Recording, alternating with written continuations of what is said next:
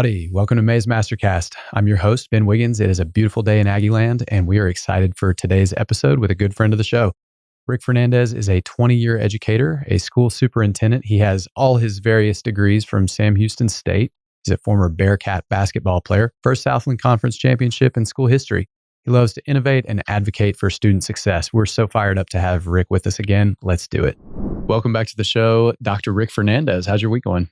Going well. Ready for Christmas. Thanks for making the trip. Absolutely. Let's talk a little bit about the background for our listeners who haven't seen your other episodes. It's been almost a year and a half since we had last had you on with Dr. Z of Tomball ISD, Mark Robinson of Axiom Medical. Give the listeners, if you would, or our viewers, a little background on those episodes, Axiom Medical, Sure. BJ Services, and the innovations that Tomball ISD was looking toward in partnering with them. Absolutely. I'm going to try to give you the Reader's Digest version. Sure. Essentially, we in Tomball, we had an idea to create an environment for students where they could learn on site. Mm-hmm. And the first environment was BJ Services, which was a midstream oil and gas company located in the heart of Tomball. And so they had this huge structure, their headquarters, that was not being utilized because a lot of the work was out in the field. And we were looking to add some programming. And so presented us with an opportunity to say, all right, you have this space and we have this need. How do we partner and build something special for students? So through those discussions with their team, their leadership, we created a energy academy. So the idea was kids would go there starting as freshmen and actually be a part of their workforce and learn alongside the industry experts for oil and gas. Mm-hmm. And so they would matriculate through as seniors and leave with certificates, and really the value of working alongside the leaders in the industry, right? And seeing every day what a job is in oil and gas, and learning and the mentorships and the internships.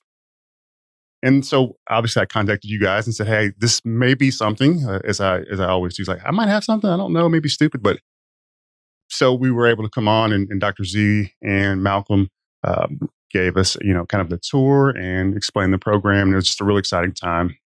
Yeah, we get to put the hard hats on. I'd never lifted a shovel in my life, but we were trying to have the appearance that I knew what I was talking about. But through that idea, we've kind of spawned some other ones because we were getting a lot of great press from it, and everybody was very excited. And so that kind of led to Axiom Medical. So COVID hits, right? And everybody's trying to determine, all right, what are we going to do in the school system and our employees? How do we get them tested? How do we scale for something like that where we've never had to do it wholesale across a district or an entity? How do we help spread COVID as quickly and generously as possible? What I said at all. So yes, so we were trying to wrap safety, containment, containment, but also the workload for our teams, right? The ones that are taking care of us, our HR team and our principals, our teachers, right? So Axiom, who is absolutely a leader in the space of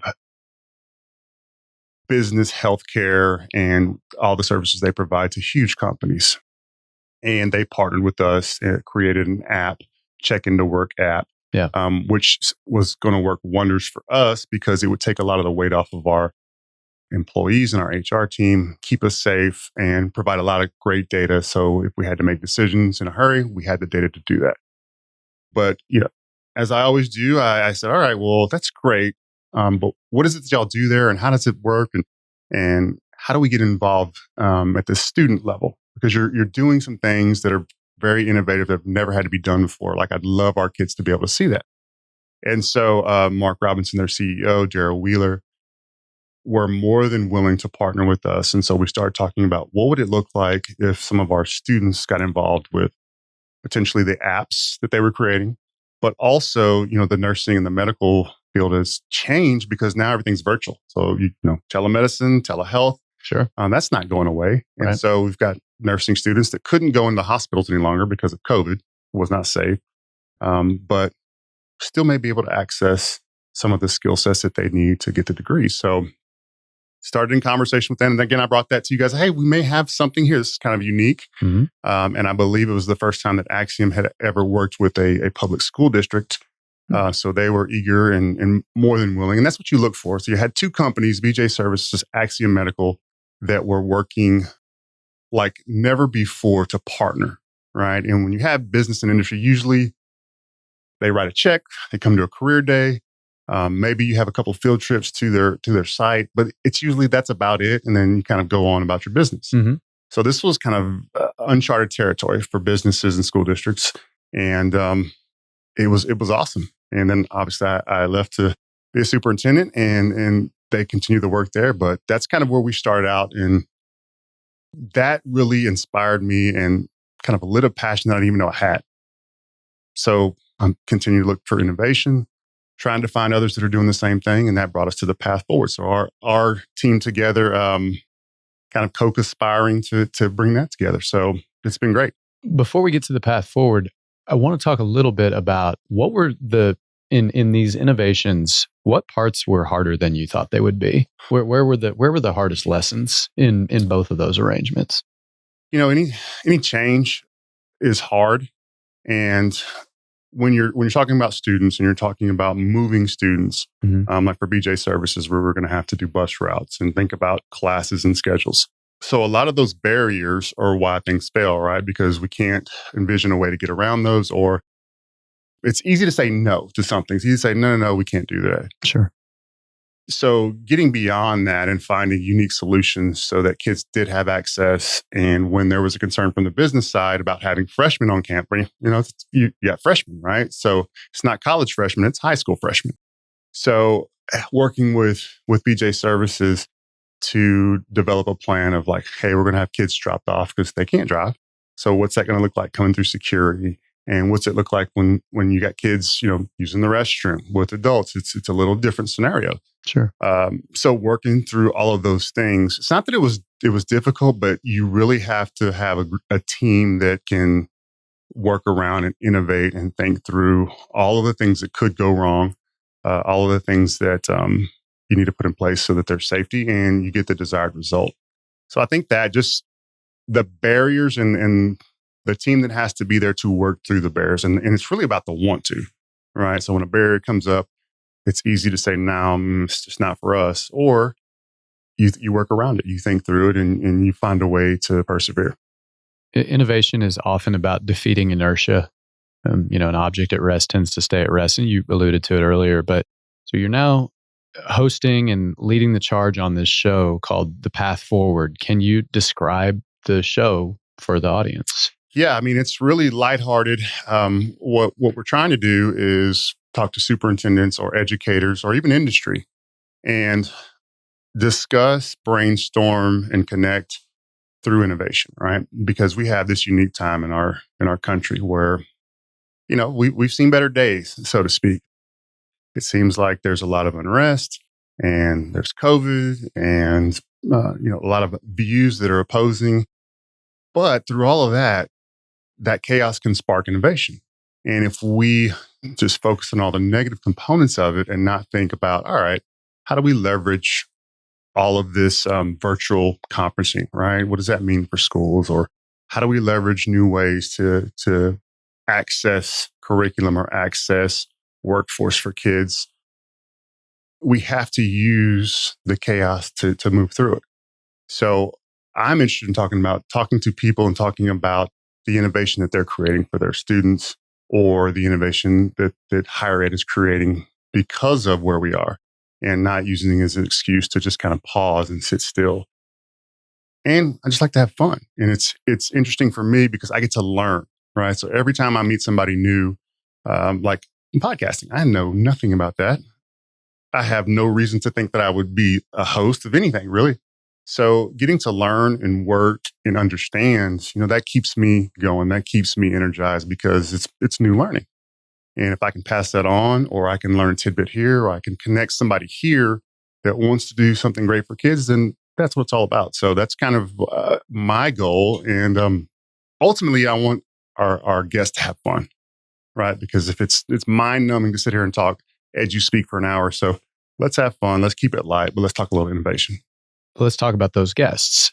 Who are the people that you'd be looking for, the ones that would get the best opportunity out of a out of an appearance on the show? Well, obviously school leadership. Being a school superintendent and being in education for 20 years, I've got a bunch of friends that are doing really great things around the state. So school leadership that are trying to create ridiculously exciting opportunities for kids, but also business and industry. I think that industry is more willing than ever to get involved and partner with school districts because I think they understand the need. I think that our economy needs it.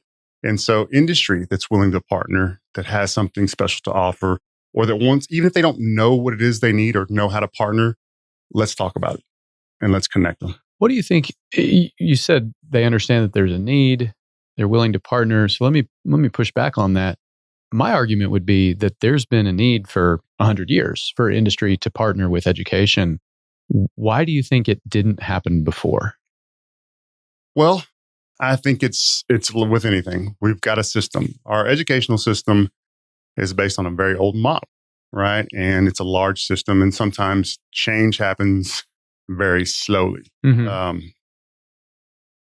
One of the fortunate effects of COVID is that it's forced us to change very rapidly. Mm. And so now we've got an opportunity where there's really not a lot of the excuses that we may have had were taken away out of necessity. Right? Mm-hmm. We've got to figure out how to do this virtually. We've got to figure out how to kind of break down these barriers, because if we don't, kids are going to lose out. Right. I think also that, the paradigm shift of everyone needs to go to college to have a career, I think that's changing. I think industry would tell you that I need skilled workers, regardless of how they achieve those skills. I need skilled workers who can communicate and be part of a team. Right. And I'm boiling that down quite a bit, but ultimately they want great employees and great workers that are going to be creative and innovative. One of the things that I know is a priority for you is bringing entrepreneurship specifically and the lessons of entrepreneurship to students, to kids. Mm-hmm. Why does that matter so much to you? Well, because it's such a difficult concept to explain and emulate, right? Because, there's all of these conferences and all of these ways that you can be in contact with entrepreneurs, that you can learn from entrepreneurs, but there's so many pieces to it. It's very difficult to kind of quantify and capture. That's the truth. And so I think the only way that you do that is through the experience of doing it alongside somebody. It's kind of like the mentorship and the apprenticeship. You've got to see people make the mistakes. And that's kind of what we miss out on, is that we see the end result of, hey, they've done great things and they started from scratch and they now have this company that's rocking. But you don't get to see all the mistakes that they made along the way. And you pull that piece out and you only have a very small part of the story. So the mistakes are where the learning's happening. It's just those are the things that we don't like to show necessarily, because nobody wants to show all the things that they did wrong, or all the decisions that didn't work out. And then how do you react from the mistake? Because you have to see that part. Does the business close, or do you redirect, or do you evolve? So I think having kids to see the ability of the people that they're trying to emulate, seeing it in the moment, is the most critical thing. And it's risky, right? Because, ideally as a parent, you're thinking, all right, I want my kid to be at a stable, Fortune 500, where they don't have to worry about any fear of that. But they never get to see the evolution of it. Yeah. You just get to hear it in a story. We talk a lot about the kind of dark night of the soul moments, like the super lows, but I don't think we spend as much time as we need to talking about the micro setbacks, or in some cases, the meaningful setbacks that are not the, like, I had lost everything, like my spouse had left me, I was drinking way too much, I had substance issues, I was about to be homeless, or I was homeless, or just living in my car. Many entrepreneurs, I would say the paradigm at this point for the entrepreneur story, so to speak, is to lead with that, start with that, and then skip ahead to, and now I'm doing this, and here's all of the stuff that you should do if you want to be like me. Right. But they don't talk at all about the first time they got sued, they say you'll get sued, and here's because because people are going to be after you. Like they're always like many of these charismatic entrepreneurs. Part of the point for them is to create an enemy or a concept that's an enemy, and so they talk about you'll get sued, but they don't talk about any of the details of how you have to deal with that. Right. And so the details of the setbacks, I think we just need more information on those. Absolutely. It doesn't sell as easily. And that's probably why there's not as much on it out there. But I think I would love to know those parts of the story for Elon Musk or Grant Cardone or whoever it might be. Well, those are the parts that matter, because those are the decisions in the crux of what you're doing. Those decisions make or break, right? And if I'm an entrepreneur, or I'm a kid, and I say kid meaning college, high school, it really doesn't matter.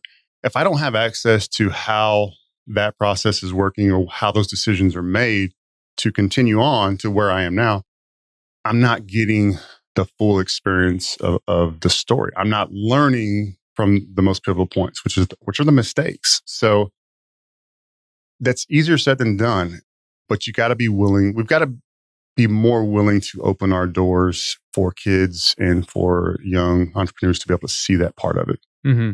What one thing would you want to see the school system change to kickstart the process of nationwide or global innovation and to take a step toward accepting that as that's how we need to live, not just what we need to do right now?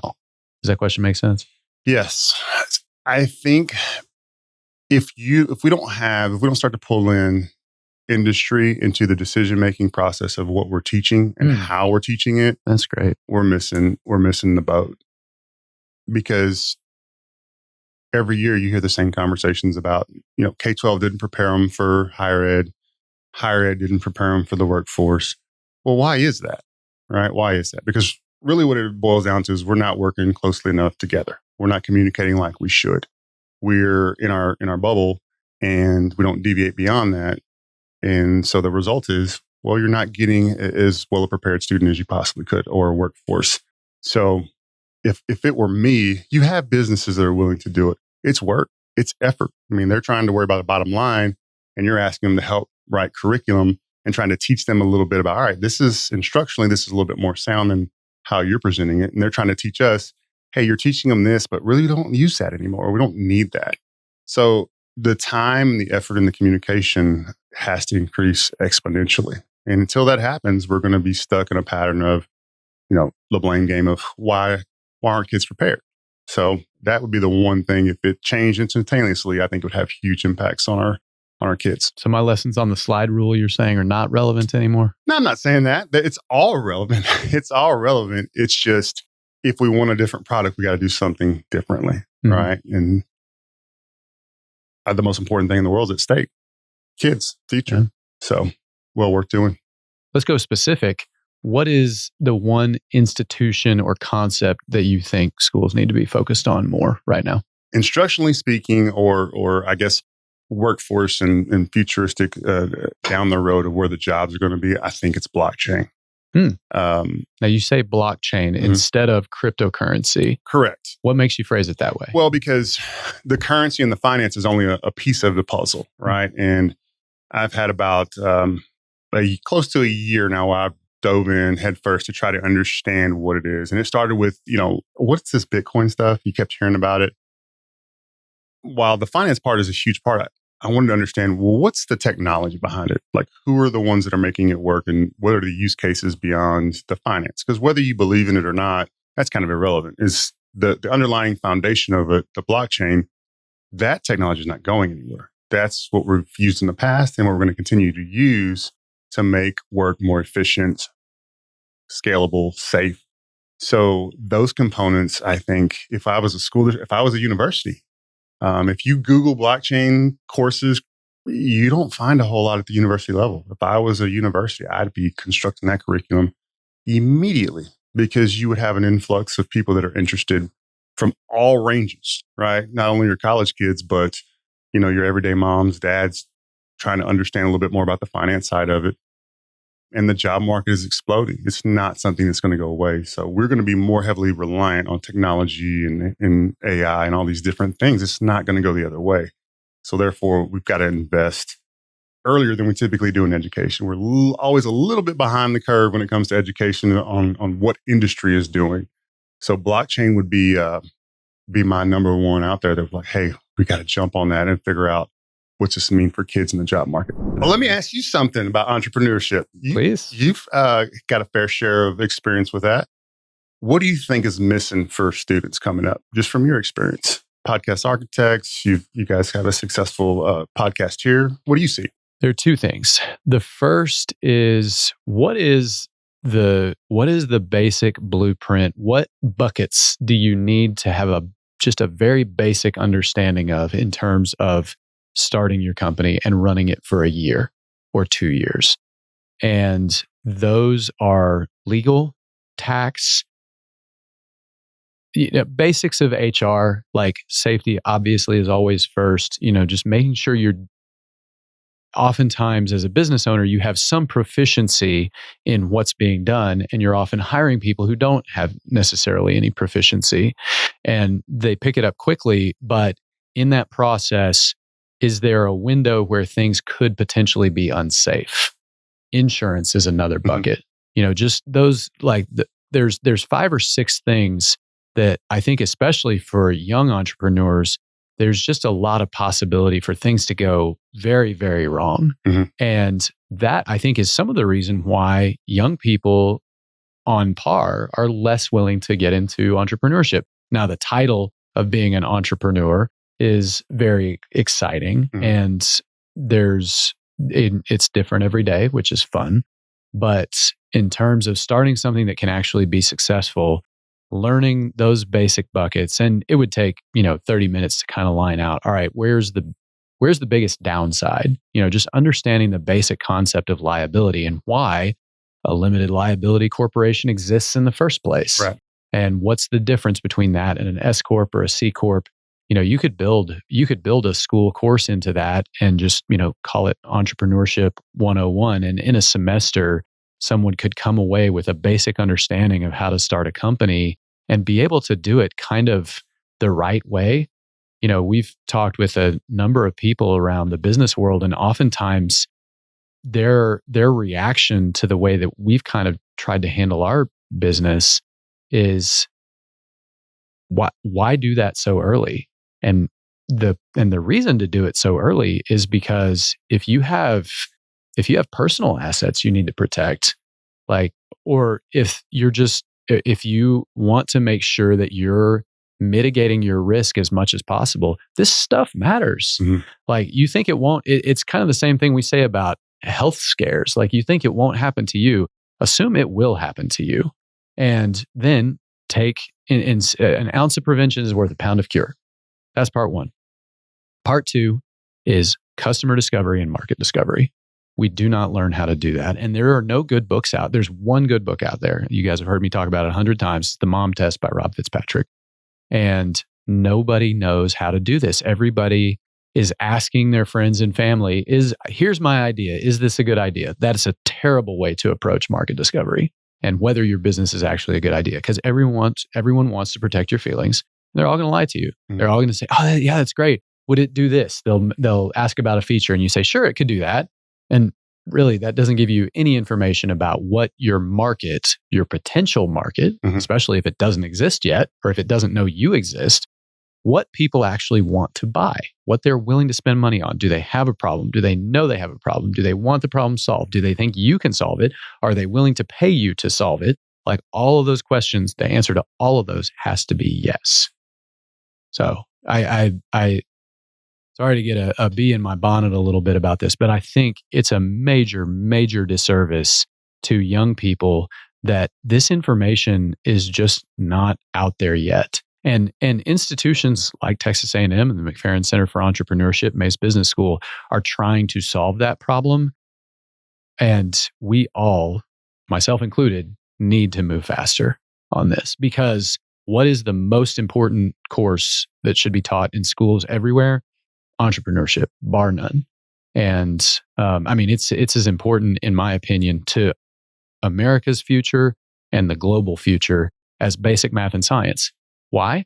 Because what is the biggest problem in labor markets? What would raise wages?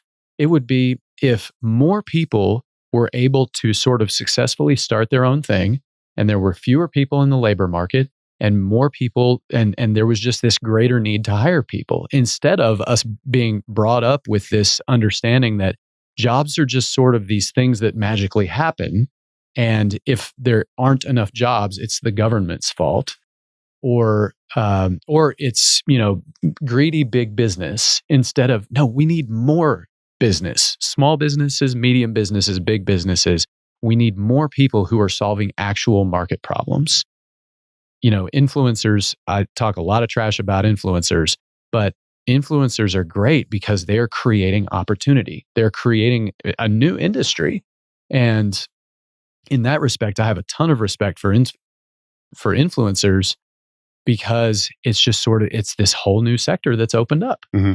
And so anyone who is driving that process forward, my hat's off to them. And I think we all would do well to figure out, how can I add value to the market directly, instead of through an indirect value add, where I'm working for someone else who has found a way to add value to the market directly. And all of that is based on customer discovery and market discovery. Did I touch a nerve there? Very much so. Very much so. Yeah, I'm passionate about this one. I got to throw one more at you. Please. This is something that I've always been fascinated with and tried to learn and try to rethink and evolve.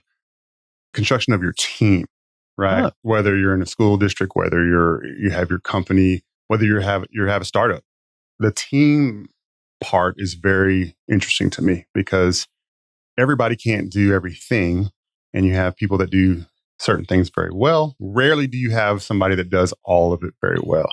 What are your thoughts on how to construct a team? So here's my hack, and it rolls right off the last question. The most valuable thing you can find always is an entrepreneur. A person who has founder mentality and who will deal in good faith, but the person who can do the figure it out work. When nobody knows what the process is, the person that will say, I'll go figure it out. Mm-hmm. I'll go solve it. They'll recruit new skills as needed, deliver results despite politics, and just go make it happen. The person who will run the business or the district like it is their own. Yeah. Not in the sense that they're going to go spend all the money or whatever, but the person who takes accountability for the success of the organization at a macro level, and doesn't say, that's not my job. Mm-hmm. The person who always says, no, that is my job, because this is a team and everybody's functioning as a microcosm of the team. That's always the most valuable thing to find. That's hard to find. Really hard to find. And my experience is, you have to be looking for it always. Mm-hmm. Every conversation that you have, in a professional context, you don't necessarily look for it, in your personal life, because sometimes you just need to recharge and turn things off. But you run into someone, in the lobby at your work, you run into someone that got recommended to you for mentorship. Like you meet a producer on a show you're doing together. When you find entrepreneurs, like you've got to have your radar on, your spider sense. If you kind of hone that instinct, your spider sense goes off and you say, this one, I want to know more about this one. Mm-hmm. And then you have to have more conversation about, all right, what do you value? What's important to you? What do you want to be doing in 10 years? What do you want to be doing in 20 years? Who's the last person you worked with that should have been fired? Hear those stories and listen, because if you bring on the wrong person and you try to fast track them, that works out very, very badly. Yeah. So you got to be right almost all the time. But it's usually, like, if you're really paying attention, you can have a really high hit rate on this stuff, because the people that are those people, the entrepreneurs at heart, mm-hmm. who are honest, and ambitious and will just go get it done, come what may. They will figure out how to get the work done, and they'll figure out how it can scale and all of that stuff. Those people are valuable. They speak a certain, they're really valuable, and they speak a certain way, and they carry themselves in a certain way, and they ask questions, and they're taking notes, and just stuff gets done like magic. It just happens so fast. And those kinds of people want things off their desk. Work does not linger. And it's very quickly obvious when you've made the right call. Very cool. Great question. Rick, thanks so much for joining us on the show. We talked a little bit about previous innovations you've been involved with. We talked a little bit about the path forward. That was wonderful. And we talked a little bit about blockchain. And then you interviewed me for a few minutes. I did. So I appreciate. You like how I flipped the switch right there on you? Sure did. That was nice. That's never happened before. We've been doing this quite a while, but I appreciated the questions. Absolutely. My pleasure being here. Yeah. Thanks again for joining us. Thanks for tuning into today's episode. For our top 3 takeaways, the first is how the educational market is changing. I love this university, but a college degree is not the be-all, end-all of continuing education, if it ever was. There are tons of great educational opportunities out there in trades, alternative internships, apprenticeships, all kinds of ways to educate yourself and start adding value to the market. For our second takeaway, the difficulty of explaining and emulating entrepreneurship cannot be underestimated. And that's why it's so important that we start teaching these concepts at the youngest possible age.